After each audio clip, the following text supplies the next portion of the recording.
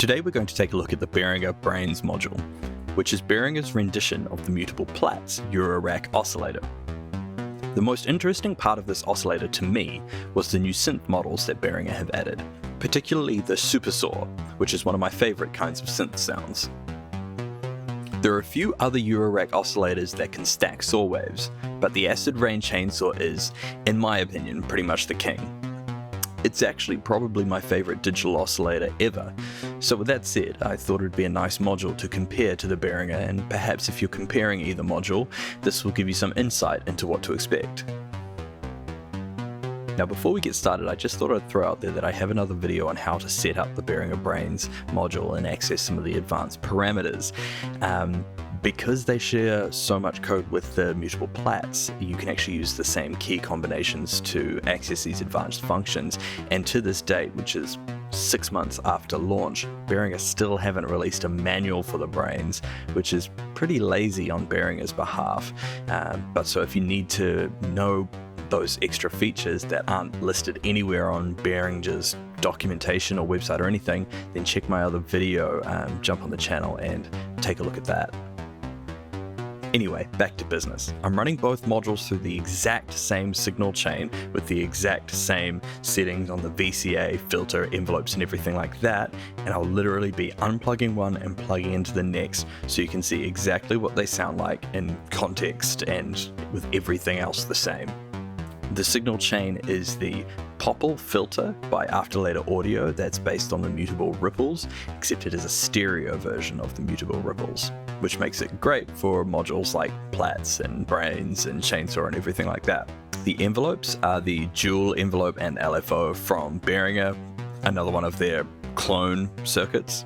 And the VCAs that I'm using are the Antumbra DVCA, which is a stereo VCA, which is based on the mutable veils, basically just a dual VCA. These are feeding into Desmodus Versio from Noise Engineering, which is just giving it just the tiniest little bit of a sort of room sounding reverb, just so the signal's not completely dry and horrible. So let's get started. First up, the Brains. With all of the knobs zeroed, the Brains spits out a fairly nice, basic saw sound. Let's listen to that for a second.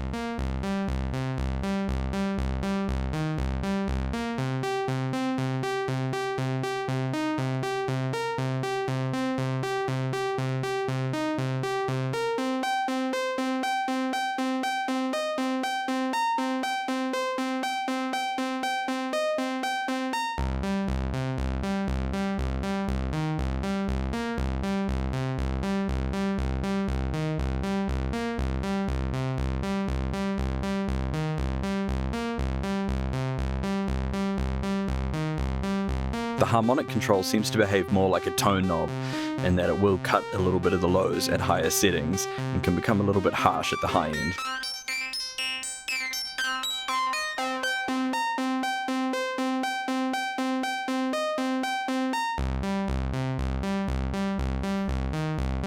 The timbre control adds more saw waves to the sound so that you get a nice detuning. Just a little bit of the harmonics to bring up the high end can increase the clarity a lot. The morph control just fades in a sub-oscillator. I found I pretty much had this above 50% all of the time.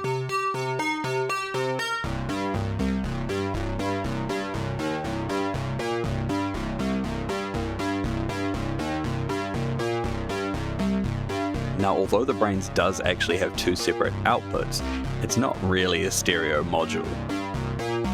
On some of the synth models, the secondary output puts out a completely different sound altogether. In the case of the Super Saw, it's just a copy of what's coming out of output 1. Now let's play around with that harmonics control a little bit.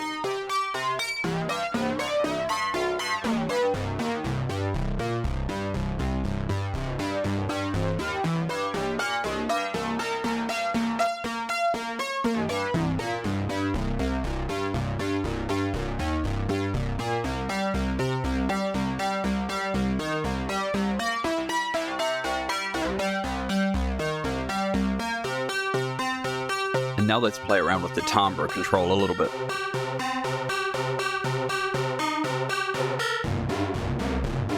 At maximum settings, you can see it kind of gets that crazy detuned techno kind of sound.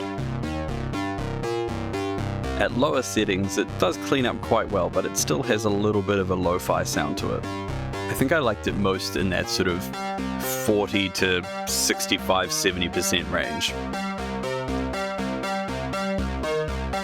Now let's try the chainsaw. You can immediately hear that the chainsaw is a little bit louder and it's hitting the filter a little bit hotter, but it does also have a really nice sort of harmonic complexity and richness that the Behringer seemed to miss. Everything seemed a little bit gritty through the Behringer, whereas the chainsaw just has that extra clarity and richness to it.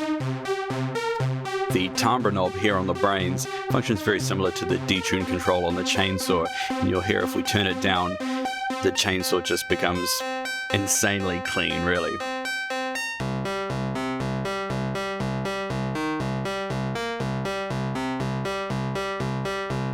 Let's turn this back up a little bit.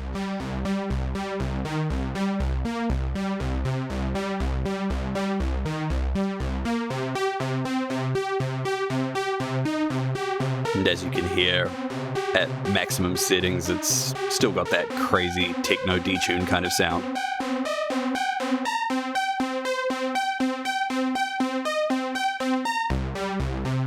And of course we have the ability to blend to a saw wave with the chainsaw, but that's not really what we're here for today.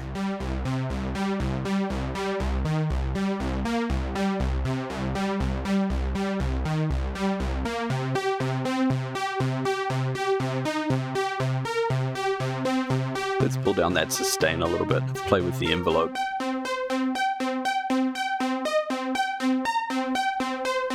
Now let's jump back to the Brains for a little bit for more comparison.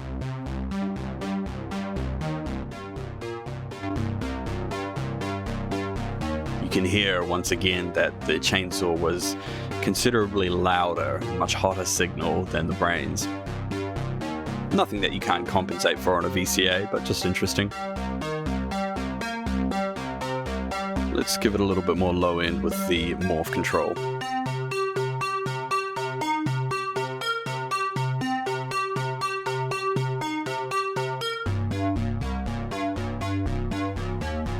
Let's have a quick play around with some of these controls.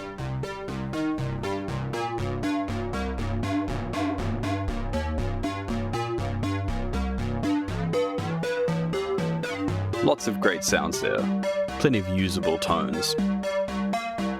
Let's go back to chainsaw.